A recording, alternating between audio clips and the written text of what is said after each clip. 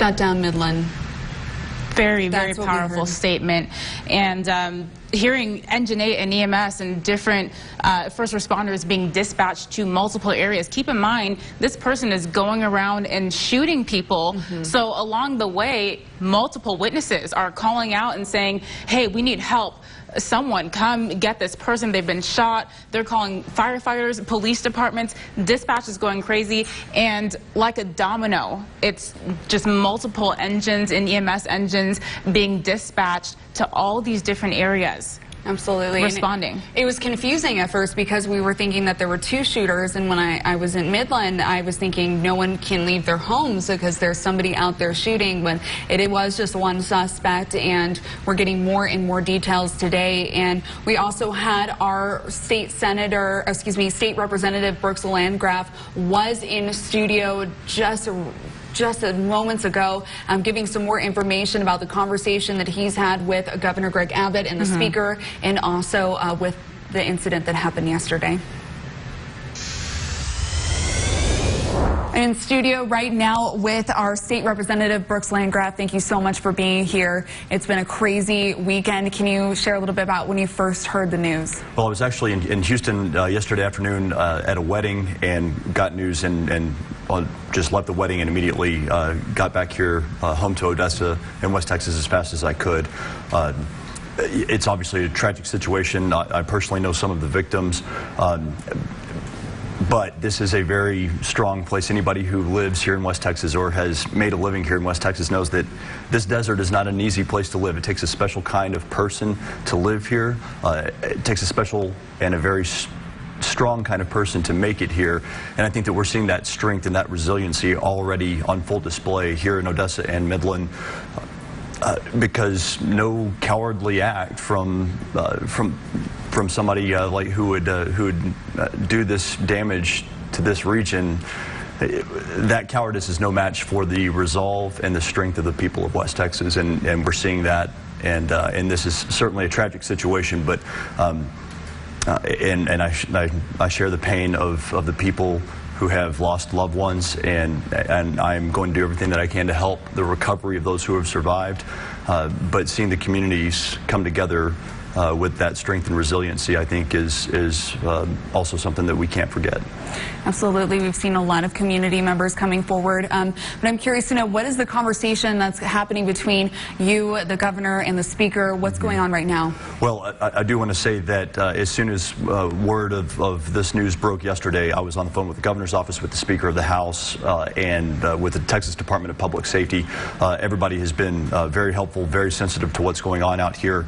The governor's going to be here in just a few minutes, and we are, anyway, they have made the resources of the state fully available to us, and we're certainly going to utilize that to get the help to the people who need it the most here in the Permian Basin, but I can't thank them enough for being involved. And what time is the governor arriving? Is he going to be here for the noon press conference? Yes, he is. He's en route right now. I just spoke with somebody from his office before I got here to the station, and so he is on his way here right now. And kind of a question that I think is on a lot of people's minds. It's September 1st. We saw a lot of new laws go into effect, especially some gun laws, being able to carry it after a natural disaster or state of emergency, and then also bringing it into worship services, as long as there's written stipulation. And then also we're seeing, you know, brass knuckles and things that are being able to carry around. What is your thoughts on that with something like this happening in West Texas, and how are lawmakers going to respond? Sure. Well, as far as the new laws that take effect today, it just happened to be that September 1st is the first day of the fiscal year for the state, and that's when most new laws that were passed during the legislative session take effect. But most of the ones that are related to firearms are very specific as to time, place, and manner. So, you know, they're really unrelated to the tragedy that happened here in Midland and Odessa yesterday. So they are, again, time, place, and manner specific, and don't really have anything to do with a mass shooting like we saw yesterday. So how do lawmakers tackle issues like this, trying to explain it to the public as well and making it clear? Well, clearly we do have a problem with gun violence, not only in Texas but across the country, and we do need to have solutions to help reduce gun violence. Now, how what the best way to do that is of course going to be a conversation that has to take place. The legislature won't be in session again until 2021, so we do have time to figure that out. Of course, it can be controversial. Some people are saying that we need to have constitutional carry. Other people are asking for gun control.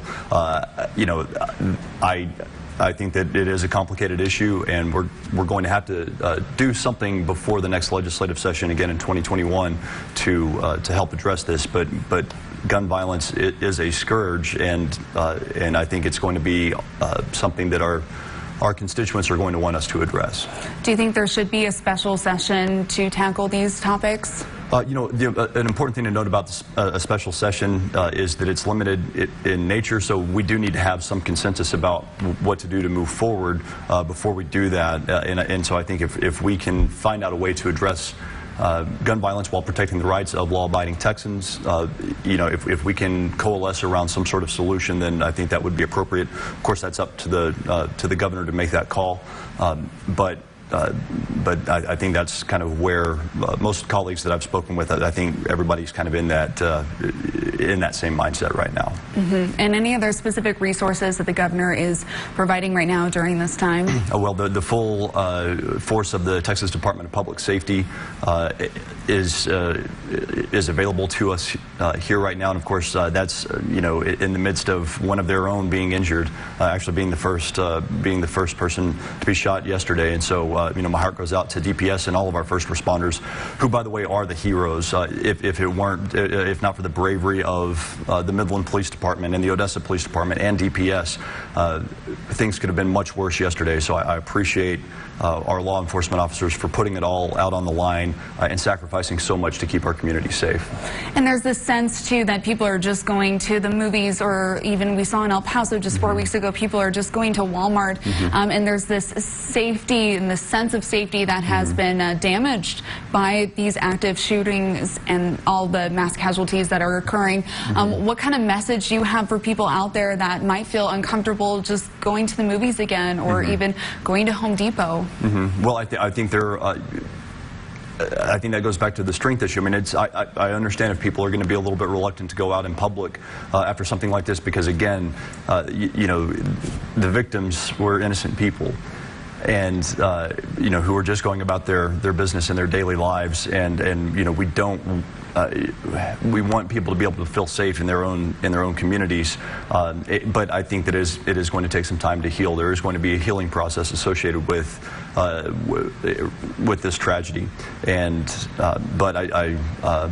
people are going to do that on their own timelines. But I think what we are going to see again in the days, weeks, months, and years after this tragedy is how we all came together as neighbors, as a community, to help each other in our time of grief.